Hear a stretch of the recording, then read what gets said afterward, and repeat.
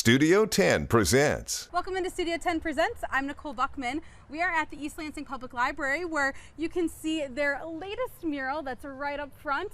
And joining us right now is the artist and the director of the library.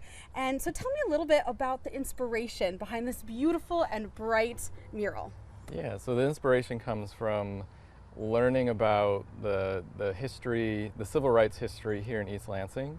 I had to do a bit of digging and research, but discovered these like really monumental figures in the civil rights movement who lived here in East Lansing. Like they lived in these neighborhoods. There was so much activity and just change making happening there during this certain era, and folks like lived here and they taught at MSU, and they had these kind of ordinary jobs and they were doing extraordinary things. There's a kind of a dark history related to owning a home here in East Lansing. I was thinking of those conversations that were happening around these tables in these kind of ordinary homes that led to really significant extraordinary change within East Lansing. Yeah, so tell me, who is exactly featured in this mural, you know, sitting around that kitchen table like you were saying?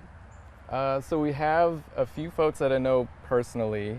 We have the children of a woman that I actually went to middle school with, and we're friends. We kind of reunited years ago when we both moved back to East Lansing at the same time. So her children are featured. We also have the principal, the former principal of the East Lansing High School, and we have another resident who actually went to elementary, middle, and high school here in East Lansing. And so they're all folks that are from here, they're going to school here, they've worked here.